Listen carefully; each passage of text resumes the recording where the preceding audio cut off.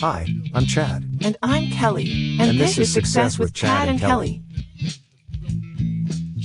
All right, so we're back. And this time you've really tapped into something with all this Carol Dweck mindset stuff. Yeah. We're going deep on your notes on fixed versus growth mindsets. And not just like the definitions, but how they really impact our lives in ways we don't even realize. You know, it's so interesting because I think people hear fixed mindset, growth mindset, and they think, oh, just another self-help buzzword. Right. But Dweck's research is really showing that these are like operating systems for how we experience the world. It's true. And how we approach challenges, too, because if your default is fixed, a challenge becomes a threat. Totally. As opposed to an opportunity.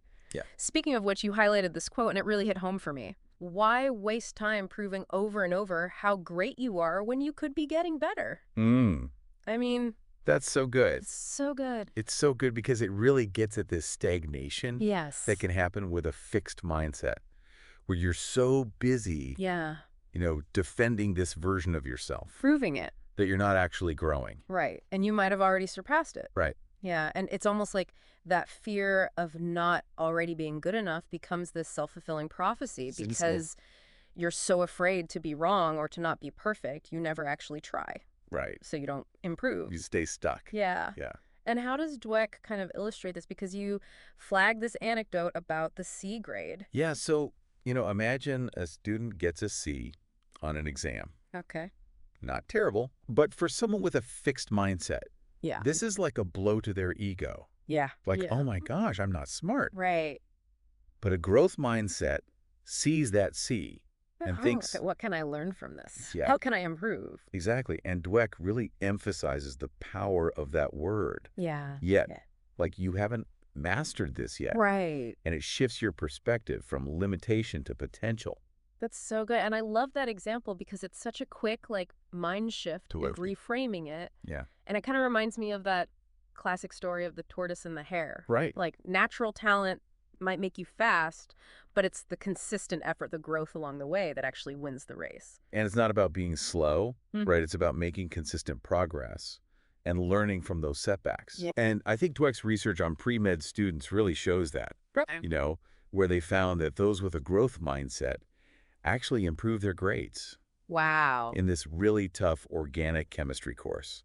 Interesting. Even after doing poorly on a test. Oh, wow. Because they were more focused on the process of learning than on proving their intelligence. And that really makes you realize how much we've internalized this idea that effort equals a lack of talent. Yeah, it's like if you're trying hard, it must mean you're not naturally gifted. Right. Which is so damaging. And Dweck really challenges that. Yes, she says it's a complete myth. Right. She argues that in a growth mindset, world effort is how you stretch yourself, how you develop, how you become more than you were before. It's the path to growth. Exactly. And this ties directly into how we give feedback, even to kids. Interesting. Dweck found that praising intelligence backfired spectacularly. Really? Because instinctively, I would think, right, if you tell a kid they're smart, that's going to boost their confidence. You would think so, right? But it actually did the opposite. Wow. These kids became terrified of making mistakes. They didn't want to jeopardize that smart label. Right. But the kids who were praised for effort, they dove into challenges. Interesting. They persisted longer. They actually performed better. Wow, so it was really the effort. Effort, not innate smarts, became the motivator. That's huge, and it makes you reconsider how we approach feedback in all areas of life. Absolutely. Not just parenting, but teaching, managing teams. It's about creating a culture where mistakes aren't career-ending. Right. They're learning opportunities. Yeah. Just like in that example Dweck gives of the football player who fumbles at this crucial moment. Oh, gosh, I can only imagine the weight of that. Right. Did he just let it completely derail him? No, and that's where the growth mindset really shines. Yeah. Instead of crumbling under that pressure, he owned the mistake. Yeah. He analyzed it. He used it to refine his focus. He even went on to use that experience to help others cope with their own feelings of failure. So he turned what could have been a career low point into a source of growth. Yes. And connection. Yes. That's amazing. It embodies this idea that failure is inevitable. Right. But it's how we respond to it that matters. Right. And with a growth mindset, you don't just survive failure, You leverage it. And this isn't just applicable to, star athletes. Right. This translates to any high-stakes field. Any field. Like, for example, the business world. Absolutely. And I know you highlighted some interesting research about that. Yeah, there was this fascinating study where they looked at MBA students in a negotiation simulation. Okay. And they primed some of them with a fixed mindset.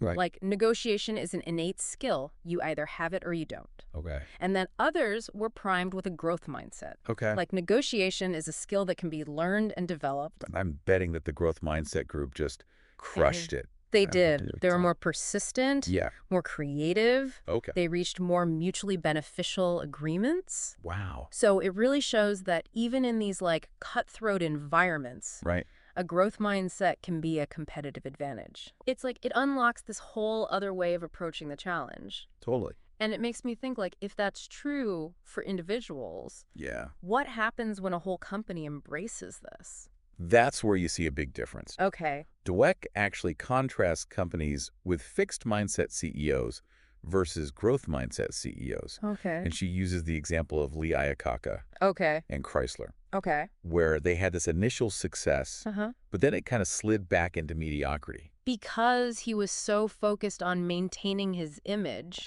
as a genius that he didn't actually prioritize growth. Exactly. He stopped taking risks. Wow.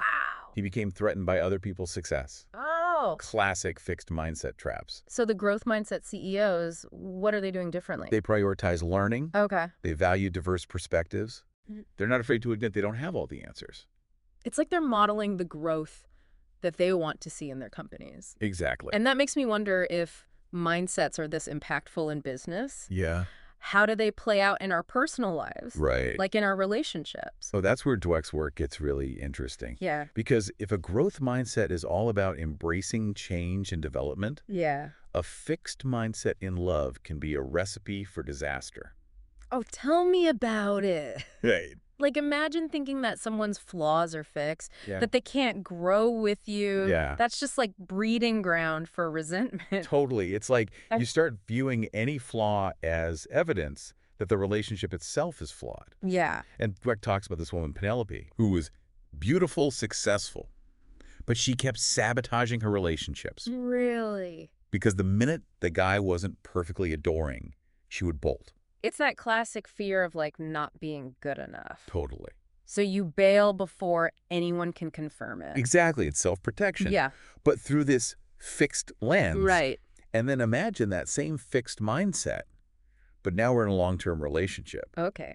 Dweck describes this couple, Ted and Karen, who are trapped in this blame cycle. Like, he's too controlling. She's too messy. Exactly. They're attributing every issue to these fixed personality traits. Right.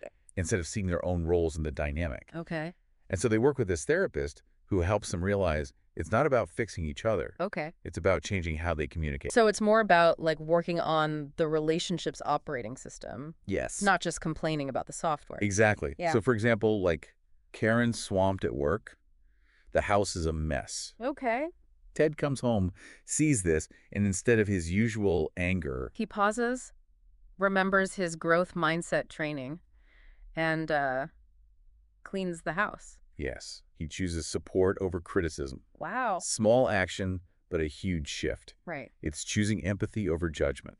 I love that. And this is where things get really interesting with how this connects to even bigger social issues. Okay. Like shyness, for example. Okay. Dweck argues that fixed mindsets can make people let shyness define them. Yeah, because you avoid social situations because you're convinced you're awkward. Right. So you never develop the skills to not be awkward. Exactly. It becomes a self-fulfilling prophecy. Oh. But shy people with growth mindsets, they feel those nerves, but they don't let them control them. Right. They focus on learning and connecting.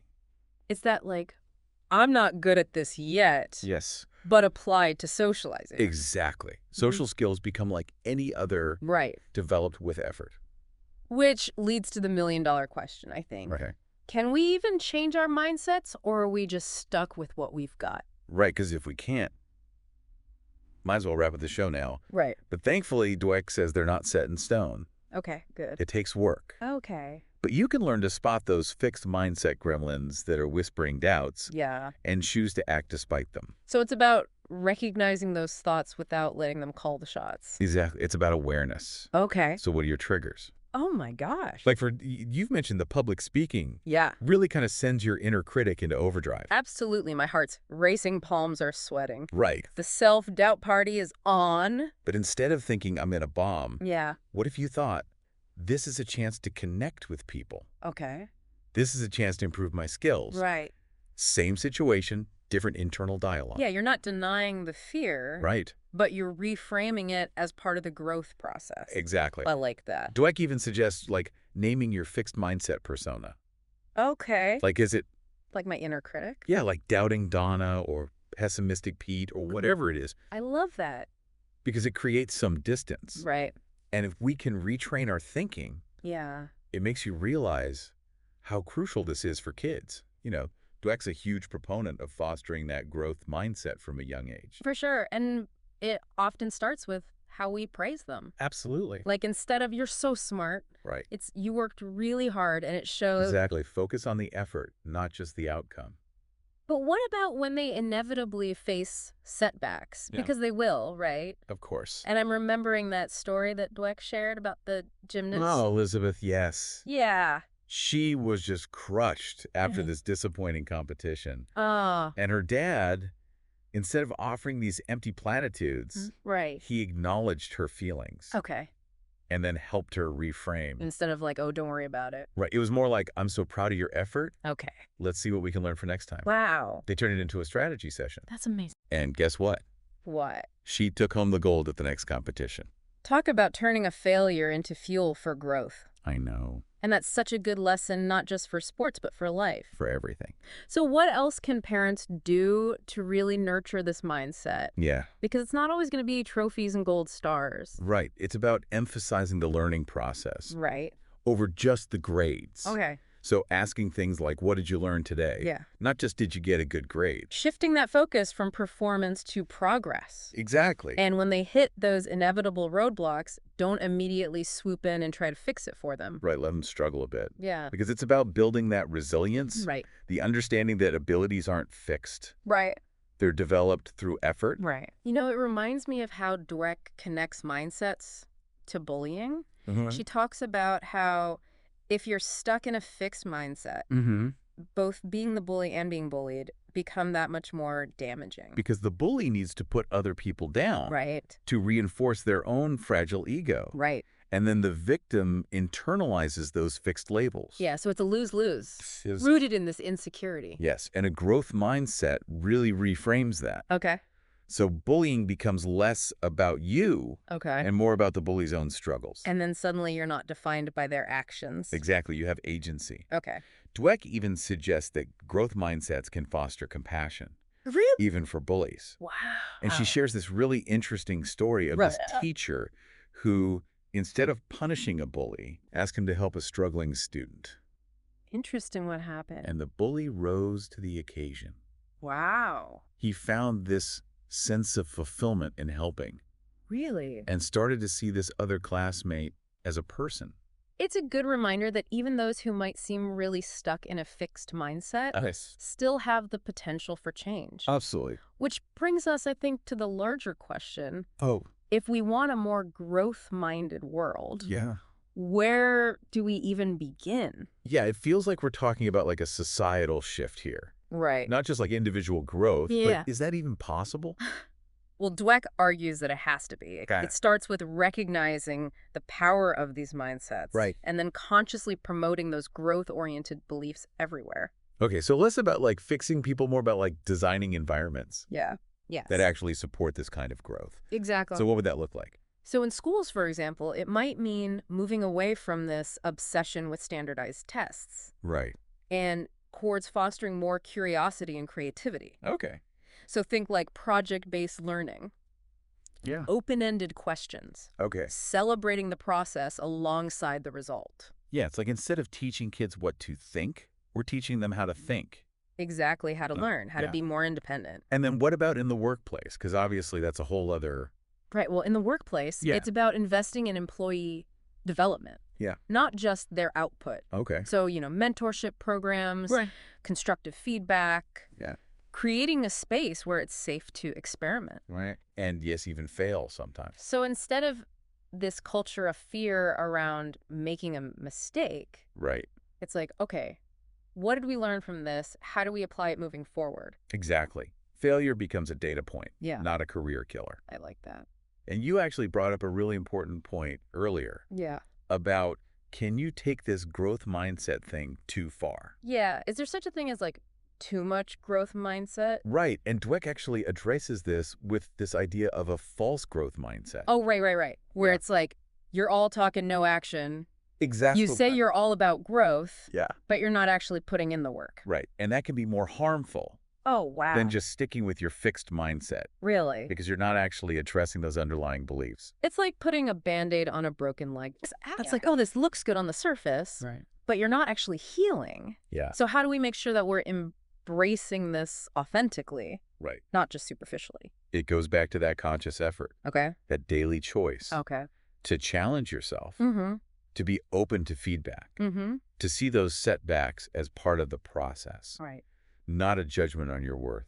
So it's really a practice. Yes. Not a destination. It's a journey. Yeah. Not a destination. Which I think brings us beautifully back to that thought-provoking question that you shared. Yes. You know, if our brains really are always changing, mm-hmm. how does embracing this growth mindset change how we approach everything? Everything. Learning relationships, even just facing like the everyday challenges that life throws our way? This is where I think it goes beyond just achieving goals. Okay.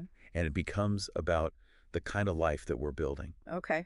So imagine approaching education with this sense of lifelong curiosity. Yeah. Careers. Right. With this understanding that you can evolve. Right. Relationships, knowing that both people can grow. And even something like aging, which we're often told to dread. Yes. It becomes less about decline. Right. And more about continued exploration and growth. Exactly. What if we viewed aging as this process of continued growth? Yeah. Expanding our horizons. That's a much more instead of shrinking them. Hopeful and empowering way to see the world. I think so. And ourselves within it. Yeah. This has been such a thought-provoking deep dive. I feel like I'm walking away with a whole new toolkit for navigating, well, pretty much everything. It's been such a pleasure exploring this with you. And to all of our listeners out there, yes, what's one small step that you can take today to embrace your own growth mindset? Think about it. Until next time.